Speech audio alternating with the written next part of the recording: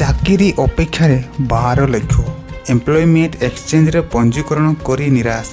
3,17,633 ଜଣ ସ୍ନାତକ ଡିଗ୍ରୀଧାରୀ ପଞ୍ଜୀକରଣ କରିଛନ୍ତି।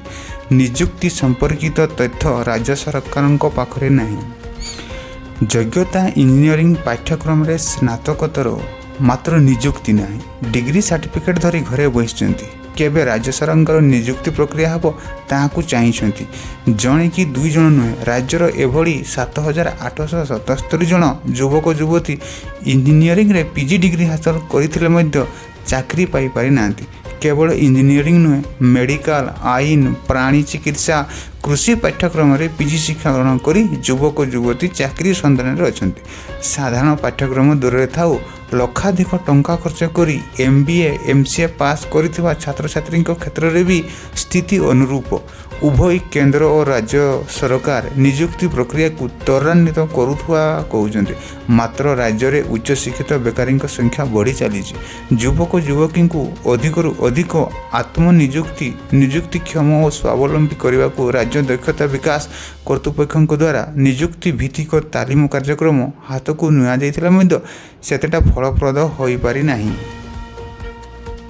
ଚିନ୍ତାର ବିଷୟ ହେଉଛି ଯେ 2024 ଡିସେମ୍ବର ସୁଦ୍ଧା ରାଜ୍ୟର ଏମ୍ପ୍ଲୟମେଣ୍ଟ ଏକ୍ସଚେଞ୍ଜ ଗୁଡ଼ିକରେ ଚାକିରି ପାଇଁ 11,97,497 ଜଣ ପଞ୍ଜୀକରଣ କରିଛନ୍ତି। ସେଥିରେ 7,69,194 ଜଣ ଯୁବକ ଓ 4,28,303 ଜଣ ଯୁବତୀ ରହିଛନ୍ତି।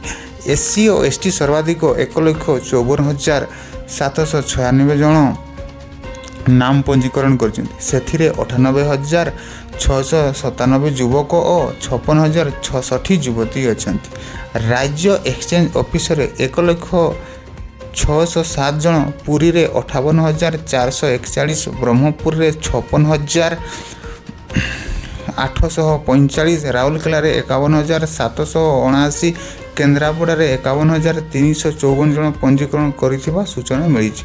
ପଞ୍ଜୀକରଣ କରିଥିବା ଯୁବକ ଯୁବତୀଙ୍କ ମଧ୍ୟରେ 3,17,633 ଜଣ କେବଳ ସ୍ନାତକ UG ଡିଗ୍ରୀଧାରୀ ରହିଛନ୍ତି।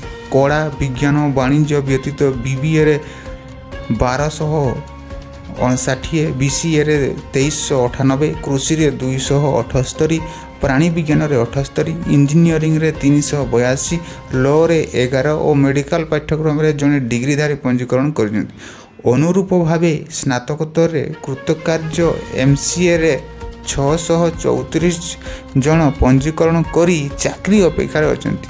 BEd MEd CT କରି 54,332 ଜଣ ପଞ୍ଜୀକରଣ କରିଥିବା ବେଳେ ମାଟ୍ରିକ, ଯୁକ୍ତ 2, ଡିପ୍ଲୋମା, ITI ଓ ମାଟ୍ରିକ ପାସ୍ କରିନଥିବା ପ୍ରାର୍ଥୀମାନେ ମଧ୍ୟ ପଞ୍ଜୀକରଣ କରିଛନ୍ତି।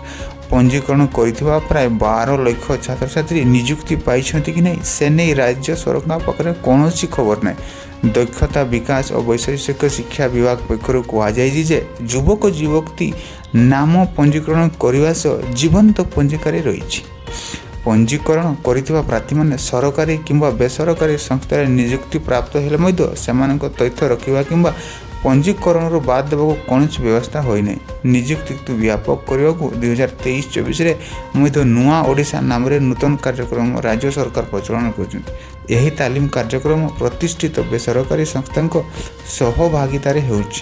ନୂତନ ଚାହିଦା ଥିବା ପ୍ରଯୁକ୍ତିବିଦ୍ୟା ଟ୍ରେଡ୍-ଗୁଡ଼ିକରେ ପ୍ରତି ଜିଲ୍ଲାର ଯୁବକ ଯୁବତୀଙ୍କୁ ତାଲିମ ପ୍ରଦାନ କରାଯାଉଛି। ନିଯୁକ୍ତି ମେଳା, ବ୍ଲକ ସ୍ତରୀୟ counselling camp, pre recruitment rally, job drive, ନିଯୁକ୍ତି ମେଳା ଅନୁଷ୍ଠିତ ହେଉଥିବା ବିଭାଗ ପକ୍ଷରୁ କୁହାଯାଇଛି।